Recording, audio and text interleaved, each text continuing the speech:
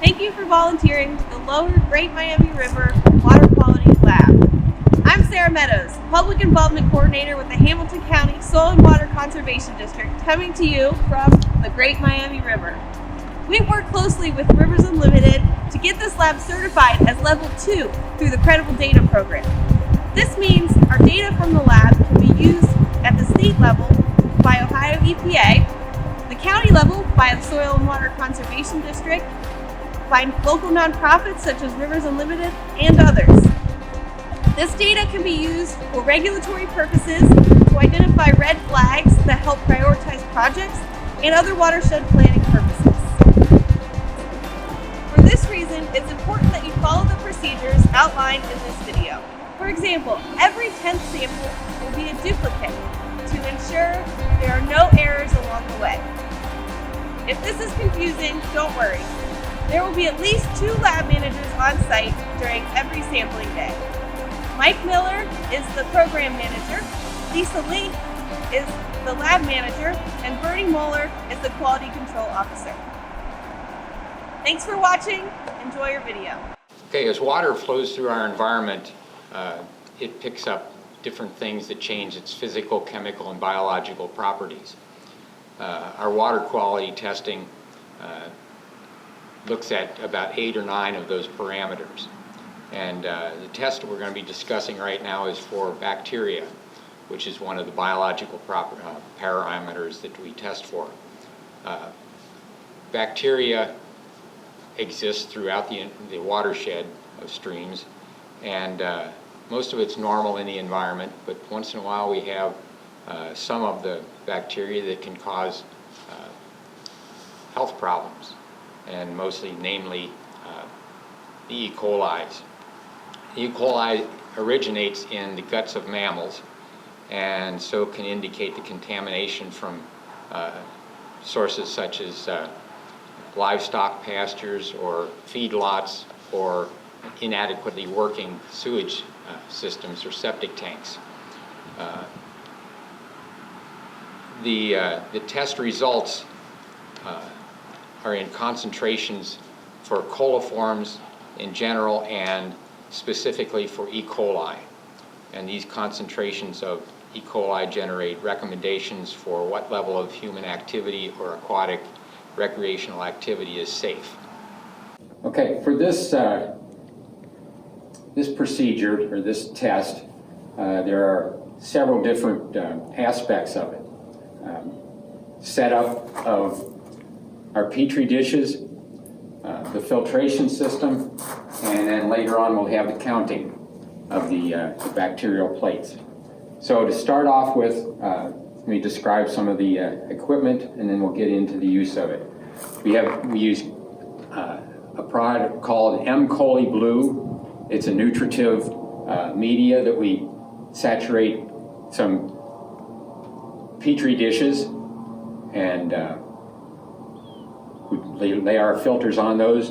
The media will help or allow the bacteria to grow, and in the end, the coliform versus E. coli will show up in different colored spots on the plates. We put a certain amount on that, and then to get the filters to put on there, we'll run them through a filtration system, which involves these filtration towers. We make sure that everything is clean because this is a bacterial test. We use gloves and wash out in between each sample our filtration rigs. We have a vacuum pump that sucks the filtered water through. The filters will stay on top. We'll pull those off, put them on a plate later, put them in a plastic bag, put them in an incubator, let them incubate for 24 hours. We'll come back the next day and count them. Okay, now let's take a look at the process. Okay, the first process we have to do is gear up so that we don't contaminate any of our samples. So I'm going to put on some gloves here.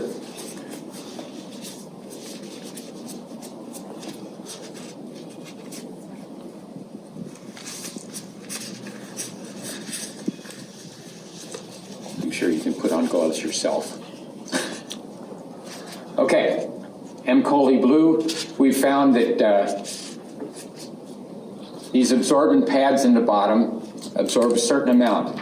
And when we lay the filter on, we don't want excess media to wash the bacteria off. We just need enough to saturate that and allow the filter to be moist. So we found that 1.47 milliliters of M. coli blue is what is perfect for our process. So I'm going to do that right now. And have to make sure that you have the right amount on here. Okay, we've adjusted our pipette to 1.47 milliliters, and I will load the pipette up.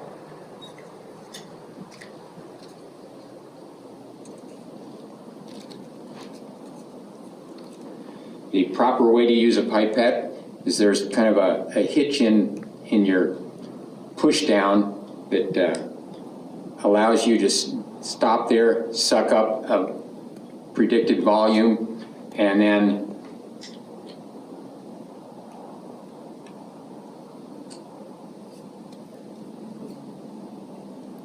load up and blow out. You got a little bit more after that initial resistance to make sure you have the right amount and all the capillarity that is afforded by the end of the pipette tip, you can blow that out. So we'll load up those things. We're done with that.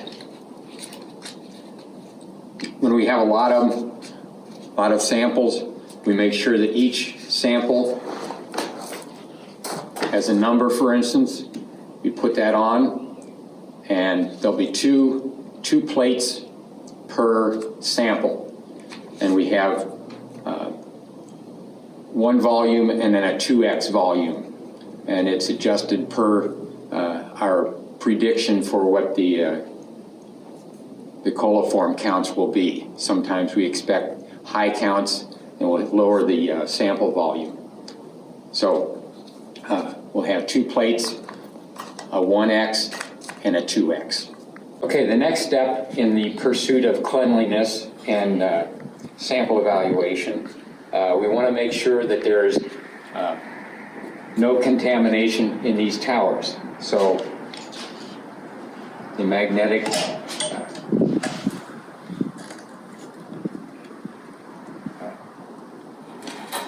thing comes apart. We wash this out with bacterially clean, boiled, autoclaved water.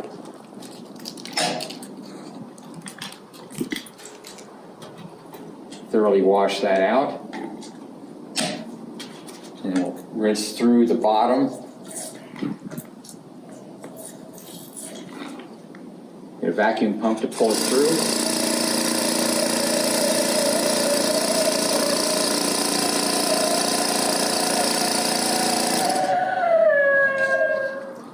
Okay. And the next thing is to load a filter. So we have a pair of forceps here that we dip them in alcohol, and then we have an alcohol lamp which we fire up the end of it and it just burns off the excess alcohol. A filter dispenser. Grab it by the edge.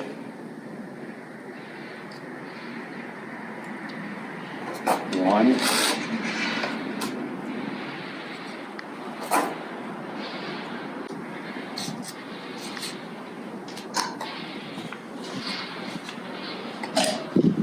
And the filter tops go back on.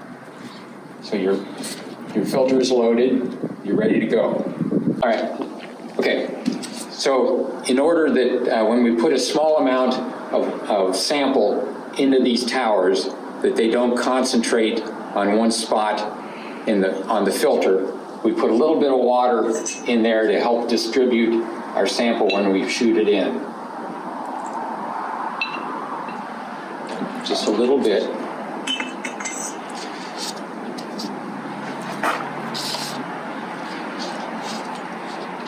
And then we'll take our pipette. In this case, we're going to do a 1 mil and a 2 mil sample.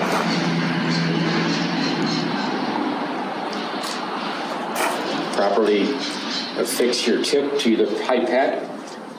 As always with these samples, shake it up a few times. Make sure that all the things that might have settled are suspended back in the water column. Depress to the first resistance. Our 1 mil sample, shoot it right into the center of the bottom. That's 1. And since this is a 2x, do a 1, 2.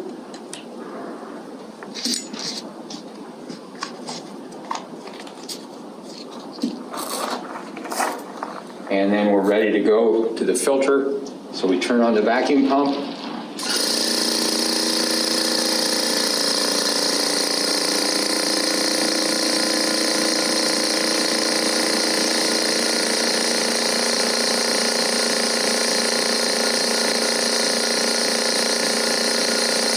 You can check by looking in to see if there's no more water coming in there. This also tells you that there's no more coming through. We have a dry filter. Take those off. Again, clean, dip alcohol, flame.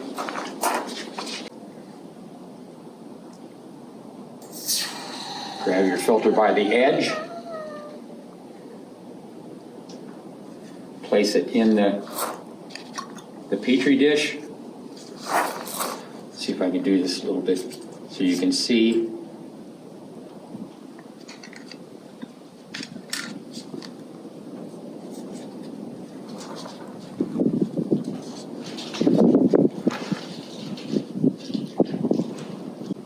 Make sure it sets properly on there and there's no air bubbles underneath it. The lid on. And then these samples are done. The last thing we do is put them in a plastic bag.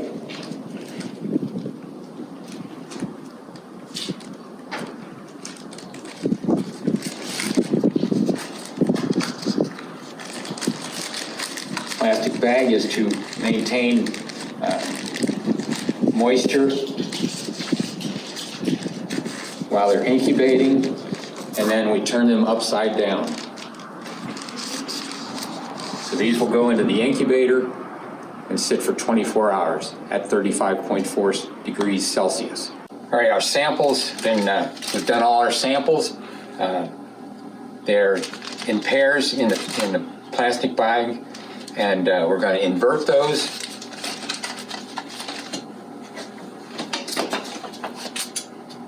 Incubator has an inner door, so you can just look without letting out the temperature. We'll put those in there. (35.4) stable. And close up the incubator and wait for 24 hours. Okay. It's maintained its temperature overnight. Open it up. Take our samples out. And sometimes we can just take a look and see what the results are right here, but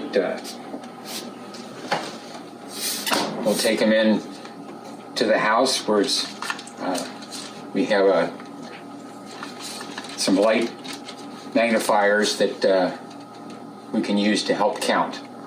Okay, the time to count has come.